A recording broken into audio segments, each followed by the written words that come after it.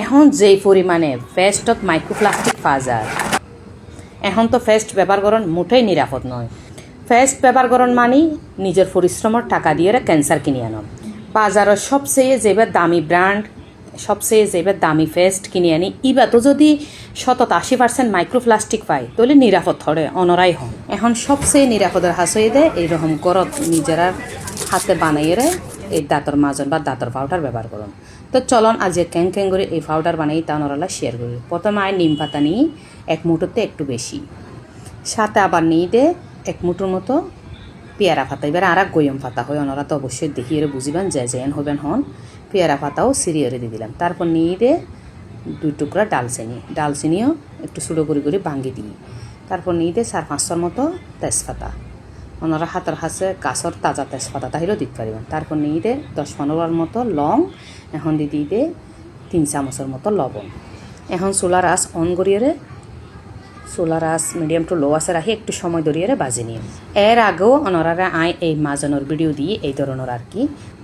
আরা প্রায় সময় এরকম পাউডার মাজনি ব্যবহার করে আর কি। যেভাবে ঘরোয়াভাবে বানায় রাখি। এর তেজপাতা, পেয়ারা পাতা, নিম পাতা, লং, ডালচিনি, লবণ প্রত্যেকখান উপকরণ দাঁতলায় এক কথায় বিশেষভাবে ভূমিকা পালন করে।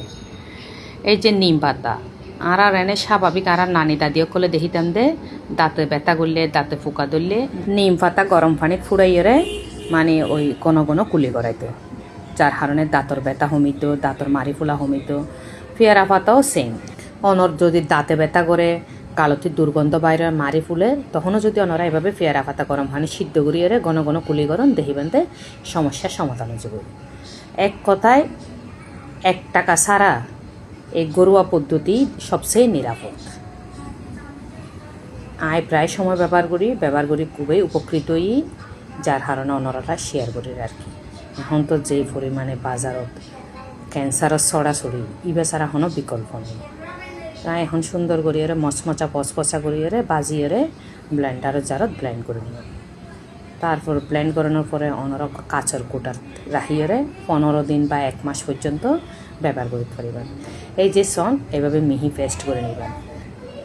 তারপর ওকে কোটার নিয়ে সুন্দর করে রাখি দিবেন। এই অল্প নিয়ে ব্যবহার করবেন। এরকম হাতের তালুন নিয়ে এই যে মাজার আঙ্গুল দিয়ে বাংলা ডলা দিবেন। তারপর দাঁত হচ্ছে বুঝি ধপধপে সাদা, ডায়মন্ডর নাম চকচক করিবে। মানে কি হইতাম হাসিলে মুক্তা জরা হইতে, এরকম হাসিলে মুক্তা জরিব। মানুষের আসল সৌন্দর্য দাঁত। তা আশা করি আর ভিডিও ওনারা বুঝি ফেইন, বুঝি ফোনের পরে বাসাতে ভাবে ট্রাই করিয়ে উপকৃত হলে আপরে কমেন্টস করে জানাবেন। আজ এই পর্যন্ত বেকুম ভালো তাহিবেন, সুস্থ তাহিবেন। আল্লাহ হাফেজ।